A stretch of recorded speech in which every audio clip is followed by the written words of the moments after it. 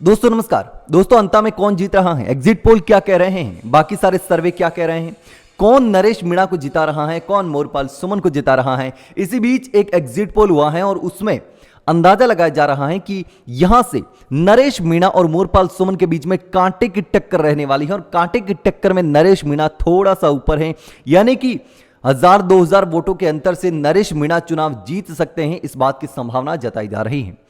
दरअसल वोट पड़ चुके हैं, 80% से ज्यादा लोगों ने वोट दिए हैं, यानी कि अच्छी खासी जनसंख्या ने वोट डाले हैं। हालांकि एक गांव ने मतदान का बहिष्कार भी किया, लेकिन 80% से ज्यादा वोट पड़ना यानी कि कहीं ना कहीं किसी न किसी को फायदा होने वाला है। ये जो वोट बढ़े हैं, ज्यादा वोट पड़े हैं, ये किसको फायदा पहुंचाने वाले हैं, किसका पलड़ा भारी रहने वाला है, कौन विधायक बनने वाला है, ये तय कर सकते हैं। लेकिन अब यहां जो सर्वे सामने आ रहे हैं उस सर्वे की हम बात करेंगे। तो सबसे पहले एक सर्वे की बात करते हैं जो कि न्यूज पिंच ने किया है। तो न्यूज पिंच ने जो सर्वे किया है उसमें क्या बताया जा रहा है उसकी हम बात करेंगे। सबसे पहले तो न्यूज पिंच ने जो सर्वे किया है उसमें नरेश मीणा को वोट दिए हैं 33.13%, यानी कि 33.13% वोट नरेश मीणा को मिल रहे हैं और नरेश मीणा टॉप पर हैं। दूसरे नंबर पर मोरपाल सुमन को बताया जा रहा है जो कि भारतीय जनता पार्टी से कैंडिडेट हैं, उनको वोट दिए हैं 32.69%, यानी कि दूसरे नंबर पर मोरपाल सुमन को बताया है 33.13% नरेश मीणा को और 32.69% मोरपाल सुमन को, यानी कि बहुत थोड़ा सा अंतर रहेगा जीत और हार का। और तीसरे नंबर पर प्रमोद जन भाया इंडियन नेशनल कांग्रेस से 30.77%। वो तो मैं पहले ही बोल रहा था कि कांग्रेस का यहां पर बहुत बड़ा नुकसान होने वाला है, या तो मोरपाल सुमन जीतेंगे या फिर नरेश मीणा जीतेंगे। प्रमोद जन भाया नहीं जीत सकते, क्योंकि प्रमोद जन भाया और कांग्रेस के वोट सारे के सारे नरेश मीणा ने खींच लिए हैं और यहां पर कांग्रेस को बड़ा झटका लगेगा। जब वहां पर प्रचार हो रहा था तब भी हमने देखा कि किस तरीके से कांग्रेस संघर्ष करती नजर आ रही है।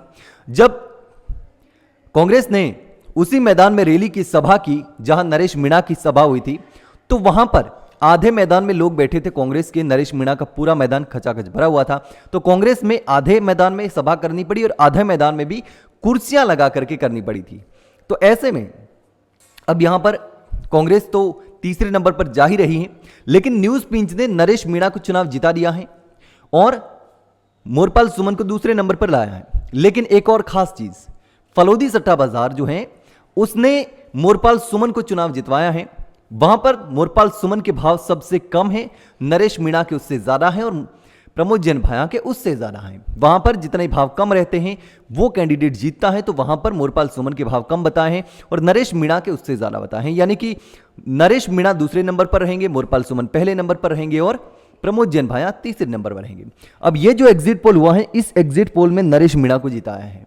लेकिन अब 14 तारीख पर सबकी नजरें टिकी हैं कि 14 तारीख को क्या होने वाला है, क्या कुछ गेम चलेगा, कौन जीतेगा, क्योंकि तीनों कैंडिडेट की जो किस्मत है वो मत पेटी में बंद हो चुकी है। हालांकि 15 कैंडिडेट है, लेकिन टक्कर तीनों में रहने वाली है, तो तीनों की किस्मतें जो हैं वो बंद हो चुकी हैं और पेटी खुलने का इंतजार है। 2 दिन का इंतजार है, 2 दिन तक सभी की धड़कनें जो हैं वो बढ़ी हुई हैं तीनों कैंडिडेट की। नरेश मीणा, प्रमोद जन भाया को तो पता ही है हम हार रहे हैं, और मोरपाल सुमन की धड़कन भी बढ़ी हुई है कि कहीं नरेश मीणा आगे न निकल जाए, मैं पीछे न रह जाऊं, सरकार की बेइज्जती होगी। पूरी सरकार वहां पर लगा दी थी। भजनलाल शर्मा 2-2 बार रैली करने जा रहे हैं, वसुंधरा राजे 2-2 बार रैली करने जा रही है, यानी कि 48 घंटे के अंतराल में भजनलाल शर्मा और वसुंधरा राजे अंता में डट गए थे और पूरी सरकार लगा दी थी, पूरी ताकत लगा दी, पूरी मशीनरी लगा दी, जितना वो कर सकते थे वो सारा किया।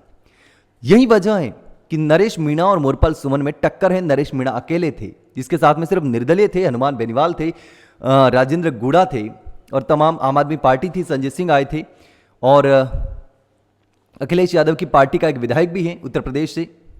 तो ये तमाम लोग जो नरेश मीणा के साथ में थे। लेकिन अब जो एग्जिट पोल आ रहे हैं वो नरेश मीणा को जिता रहे हैं, लेकिन फलोदी सट्टा बाजार नरेश मीणा को हरा रहा है। लेकिन आपको क्या लगता है, इन दोनों में से कौन गलत है, फलोदी सट्टा बाजार या न्यूज पिंच के द्वारा किया गया एग्जिट पोल? आपको क्या लगता है दोस्तों, कमेंट में जरूर बताना।